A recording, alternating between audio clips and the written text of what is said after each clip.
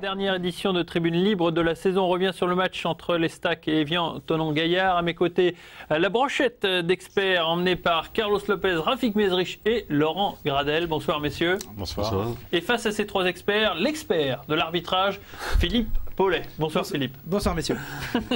Allez, on attaque tout de suite par un chantier, si on peut dire. C'est la défense de l'Estac. Laurent, vous avez souhaité pointer le doigt sur cette défense troyenne qui finalement, vendredi soir, n'a pas été si mal que ça. Moi j'ai trouvé qu'elle avait fait un match sérieux, un bon match. Elle était face à la deuxième attaque du championnat, juste derrière Sedan. Elle était solide.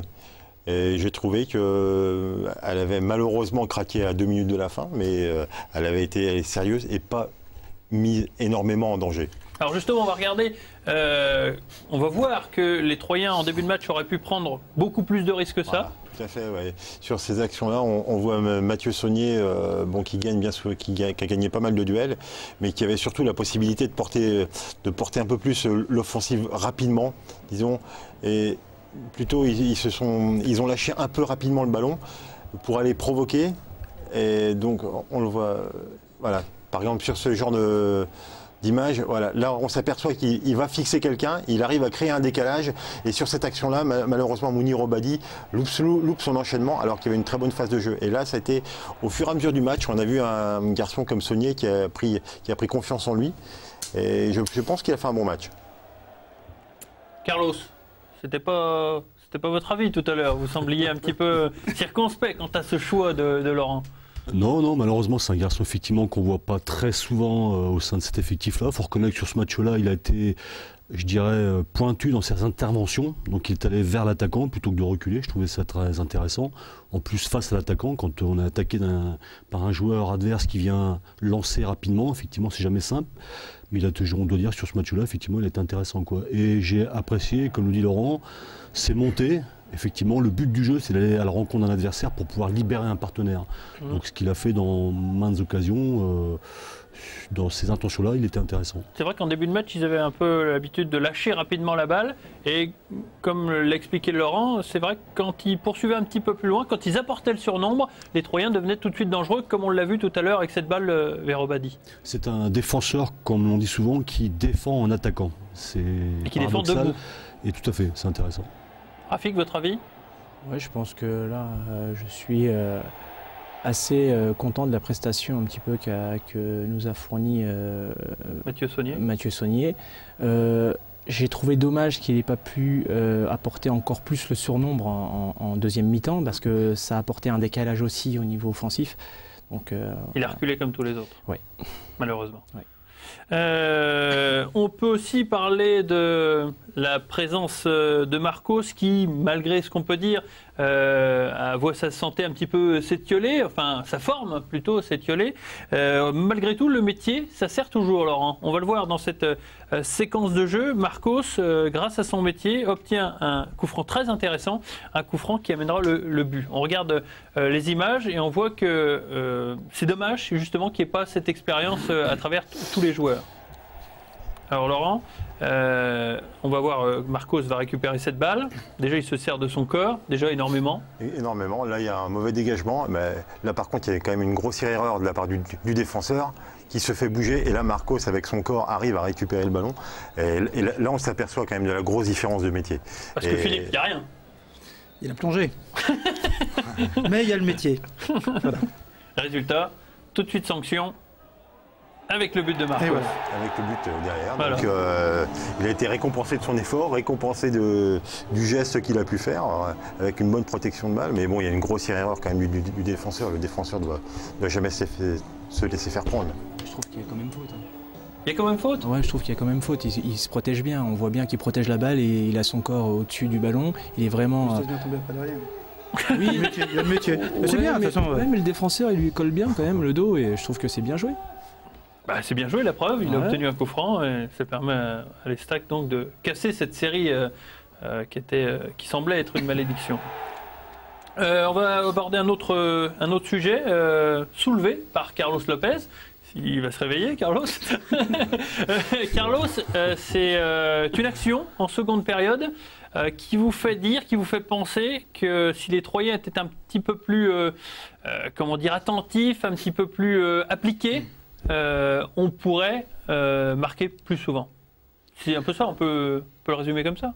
Oui, c'est-à-dire qu'il faut situer quand même le haut niveau. La Ligue 2, c'est quand même du très haut niveau.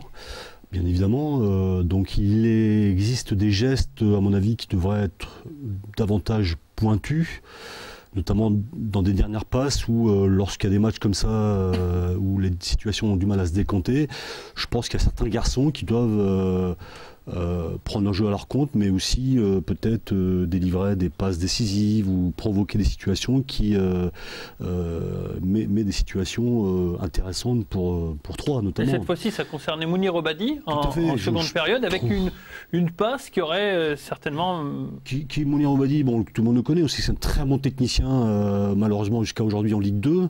Je ne suis pas critique envers ce garçon-là, on sait que c'est un très bon joueur, mais la preuve en est, vous voyez, c'est qu'au milieu de terrain, on peut rayonner comme il le fait très bien, il n'y a pas de souci. Mais dans la zone de vérité comme là, sur cette passe-là, je pense que Faussurier a eu l'intelligence de bien se démarquer. Obadi attire parfaitement bien l'adversaire vers lui. Il n'est pas pressé. Cette passe, elle doit être millimétrée. C'est ça le haut niveau, de façon à ce que Faussurier après se présente tout seul devant le but. Mais c'est pour moi un tournant du match, comme il en existe souvent. Mais effectivement on peste que Evian revient dans les arrêts de jeu, mais je trouve que ces situations-là en match où cette passe elle doit être mieux délivrée que ça. Alors, je dis pas qu'elle est facile à faire. Je dis pas qu'elle est facile à faire, mais peut-être qu'effectivement on peut aller plus loin dans ses intentions, dans ses possibilités, je dirais. Certainement que Obadi a une marge de progression encore extraordinaire, mais sur ce coup-là, je trouve ça dommage parce que c'est pour moi des tournants du match importants, quoi. Ouais, surtout à 1-0. Tout à fait, tout à fait. Laurent ? Oui, c'est vrai, tout à fait.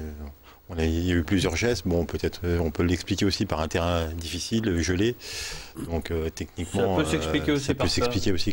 Mais bon, c'est vrai que si le geste avait été plus juste, on aurait été et il y aurait eu une grosse situation. C'est vrai que le terrain était difficile, Carlos. Bon, c'est vrai que c'est pas simple de se mettre à la place des joueurs, mais sur ce contexte-là, il me semblait que c'était pas une passe compliquée à faire, quoi. Donc, mais je suis d'être exigeant, mais c'est du haut niveau, quoi. Pour en revenir avec Obadi, je trouve qu'il est dommage de compter sur un seul homme, sur une passe décisive. Je crois que Obadi, c'est le technicien de l'Estac. Je crois que je me rapproche un petit peu de Carlos, mais je suis d'accord sur l'efficacité de la passe. Je crois qu'aujourd'hui, si on veut passer un cap ou un échelon supérieur, il va falloir être beaucoup plus précis, beaucoup plus sérieux dans la dernière passe, dans les derniers moments, dans les derniers instants et dans la dernière surface de vérité. Parce que ça permet de mettre le tireur dans un confort. Le tireur dans un confort et l'équipe aussi. Je veux dire, aujourd'hui, quand on parle d'un seul homme de faire la différence, c'est aussi ça. Si on parle d'Obadi, c'est parce qu'on sait qu'il est capable de le faire. On aimerait aussi que chaque milieu de terrain ou chaque attaquant puisse faire aussi la différence. Il est important aussi d'avoir des bons joueurs et des très bons joueurs de D2 pour qu'ils puissent monter d'un échelon et gravir et passer à la D1. Je crois que c'est important. Il faut savoir que la D1 et D2, c'est un niveau où on exige beaucoup de sérieux. Donc voilà. Les stacks, la échappée belle aussi, messieurs, vendredi soir, parce que au vu du dossier arbitrage assez épais de M. Falcon, on aurait pu donner quelques pénaltys à Evian Tolongaillard. C'est ce qu'on va voir avec la célébrissime rubrique arbitrage de Philippe Paulet. Bonsoir Philippe. Bonsoir. Décidément, on n'arrête pas. Hein. On aime bien. On regarde les séquences parce qu'il y en a beaucoup, Philippe, et vous allez nous donner votre avis parce que il y a des... Franchement, ça porte à caution. Je vous propose de regarder et de donner votre avis. Donc celle-ci, là, bon, les deux joueurs sont épaule contre épaule, il n'y a rien du tout. Mais ce qui est plus important... C'est ce qui est derrière, et là parce que là on suit le joueur, hein. Oui. Mais voilà, donc là, que ce soit l'arbitre ou les spectateurs, on va suivre naturellement le joueur d'Evian, hein. Mais ce qui se passe à l'arrière, on voit bien le joueur numéro 17 qui lui joue effectivement M. Bétiol et fait une faute énorme. Il lui met un coup de genou, mais que ce soit l'arbitre ou l'arbitre central ou l'arbitre assistant, on est focalisé par l'action de jeu qui est encore dans l'action de vérité, dans la zone de vérité. Oui. Il y a une faute énorme qui passe à travers, effectivement. Et ce sont des fautes qui sont porteuses de mauvais coups par la suite. Y avait-il pas en retrait? Donc là, on voit bien que c'est un contrôle très difficile compte tenu de l'état du terrain et en aucun cas c'est une passe en retrait. Là-dessus, l'arbitre a tout très bien jugé. On voit bien que c'est une belle adresse. D'accord, malgré la protestation des joueurs d'Evian Tonangaïa. Après, c'est le football. Ensuite, y a-t-il ou pas penalty avec cette percée de Sagbo en deuxième mi-temps? Alors, si on regarde bien comme ça, on se dit, effectivement, il y a une faute. Il est accroché. Voilà, il est accroché. Mais là, M. Falcon a très bien jugé.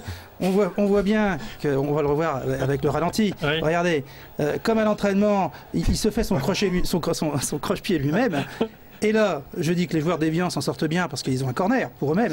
Ils devraient avoir. Ah non, on le voit bien. Il traîne le pied. Il joue bien le coup. Il joue bien le coup.